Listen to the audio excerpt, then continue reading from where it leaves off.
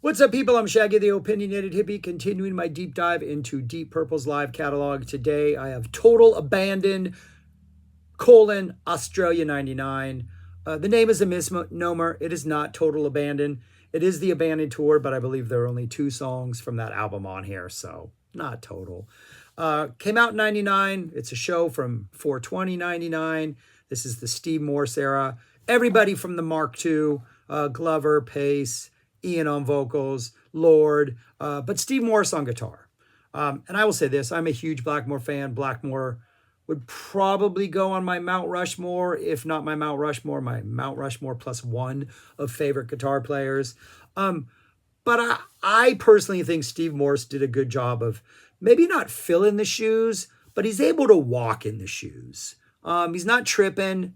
Maybe he can't run at the same speed that Blackmore did, not literally because Steve Morse is pretty technically incredible, but just from a creative level from what I like. But I think Morse does a fantastic job.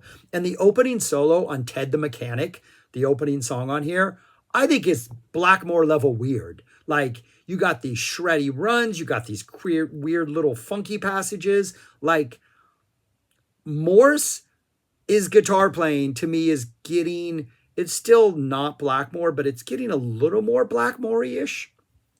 To me, I think Blackmore always brings a level of like chaos, like something weird might happen. He might not play. He might, there's just an element of like danger when Richie plays the guitar. I don't think Morse has that in the same way, but he's sort of creatively making that happen, even though it's not maybe coming from his soul and his heart like it does Blackmore's soul and heart. But I think his playing on here is actually, I've come around to Morse a lot over the years, and listening to these now, I'm really enjoying them. Yeah, so this is on their Abandon tour. They got 2 songs from that. Bringing back even more old songs than they did on the previous live release. They've been playing Bloodsucker now. I think they'd started playing that when Morse first joined. But that was a song that I think that we only have documentation of the original version of this band, the band that recorded this, playing twice. I think they played it once in 70, once in 71, that we know. And so they play that here, which is absolutely fantastic. And we still have a couple of other stuff that they brought back. Some Pictures of Home is on here. Fireball, which they've started to play. Just some great stuff.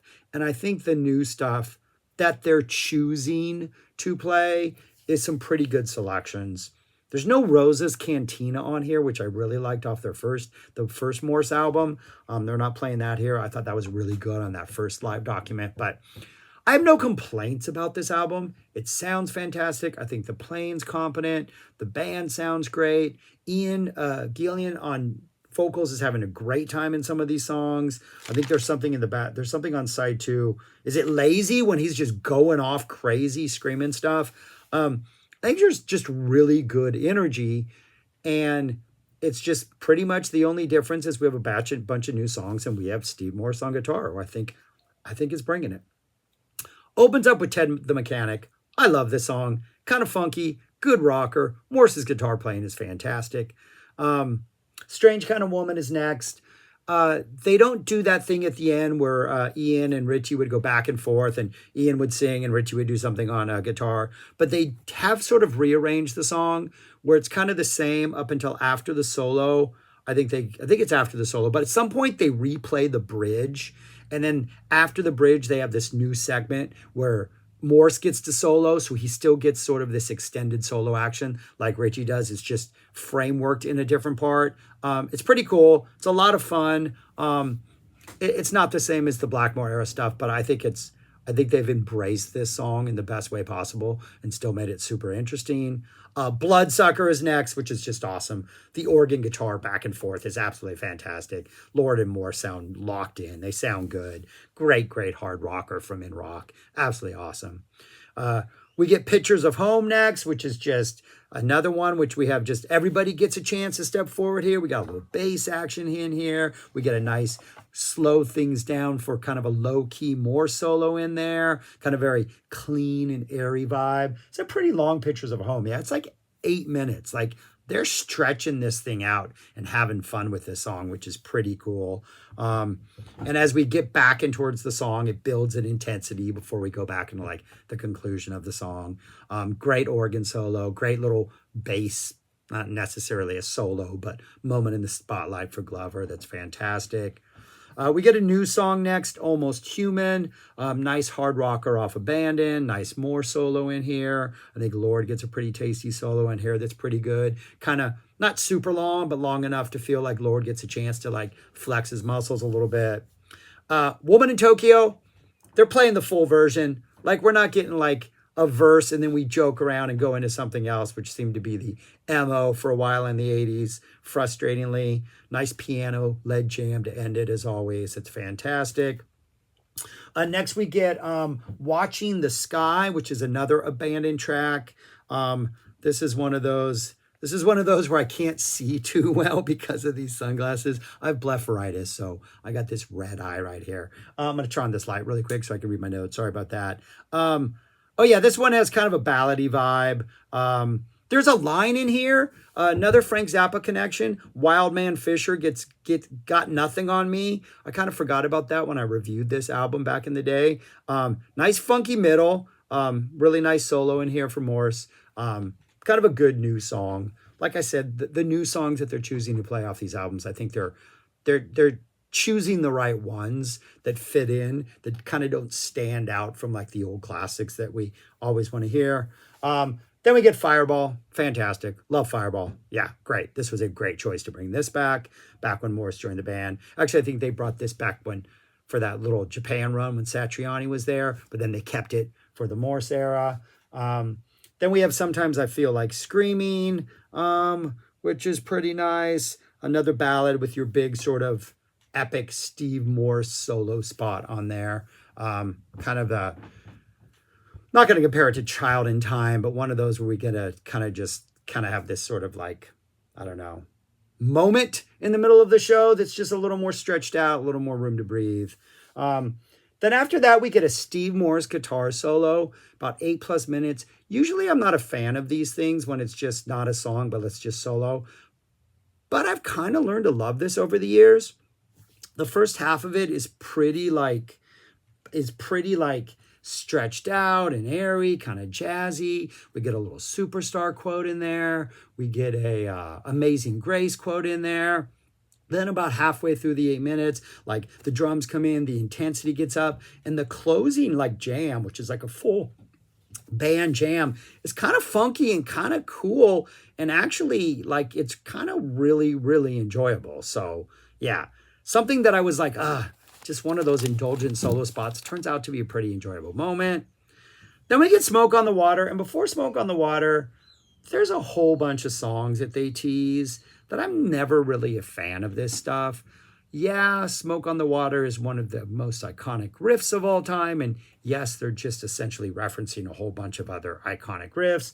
We get like Part of the Heartbreaker solo. We get Whole Lot of Love. We get Fire from Hendrix. We get Crossroads. We get a Day Tripper. We get a You Really Got Me. All of this takes about 3 minutes. There's little like connecting musical passages in there. And before we hit like Smoke on the Water, pretty good Smoke on the Water, pretty straightforward. You got to play it. It's you don't have to, but Deep Purple apparently thinks you always have to. And that's the end of the first disc. There is a 2-disc version of this. That's the one I'm talking about now. There is also a single disc version that was, I don't think the 2-disc version was released in the States, but when they finally released it in the States, it was reduced to 1. They took out House Solo, and then they essentially took out a bunch of stuff that is on disc 2, which is some of the, I don't know, maybe the more enjoyable stuff on here. Disc 2 opens up with Lazy. Lazy starts off with about 4 minutes of like fooling around before we get like the actual song. We get some nice Lord solo. Lord plays the riff first, the do before Morse comes in. Then Morse comes in. Then right around the 4-minute mark, we're off. And the whole thing's only about 8 minutes long. And it just feels like it goes by so fast. It just needs to be, I want a 15-minute version of Lazy. I just want them to jam this thing out. Like if I do have a complaint about that, it's like these songs aren't as jammed. They just need to be jammed out more. This needs to be jammed out more. But it's a great Lazy. Ian is having a great time vocally and just absolutely going off and screaming things and just yelling. But it just feels like it's here and then it's gone, and it's just like leaves you wanting more. Then we get a Perfect Strangers, which just sounds huge. Perfect Strangers. I mean, just that organ sound, that drive. This song, absolutely awesome, epic song. Just sounds absolutely amazing. Lord's closing solo, as always, on the organ is just fantastic. It's a really fat organ sound. After that, we get a Speed King. Ian says it's time for a ballad, which, you know, in Ian parlance, that means it's definitely not going to be a ballad. Pretty nice. Speed King, we go into like a really chill section where they just kind of jam out almost aimlessly for like a good portion of the song. Like Glover gets a little bass action. We get a short pace drum solo. Then we come back in with some chill Morse stuff. And then we're just kind of fooling around for a while. And at one point, Ian starts singing Shakin' at the High School Hop, which I believe is from the original Grease Broadway production. He wasn't in that, right? I had to Google that. Like, was Ian in Grease at some point? I don't know who he would have played. Maybe the teen dream angel or whatever. But I thought that was a pretty random song to start singing. Maybe there's an Australian connection. Oh, maybe there is an Australian connection, because in the movie, Sandy's from Australia. Who knows? I don't know. But I thought that was weird. And then when they go back into the song at the end, that's always great. They're like they're lead ups. Their transitions back into songs are always fantastic. And then we get a Black Knight. Soon as the drums start, the audience starts singing the whoa, which I just like. I don't want them to sing along. I don't know why it bothers me. And in Smoke on the Water, they do a sing along, but I think it's once. I think once Ian's like, smoke on the water. The crowd sings it, and then they're done. They're like, done. Let's get this over with.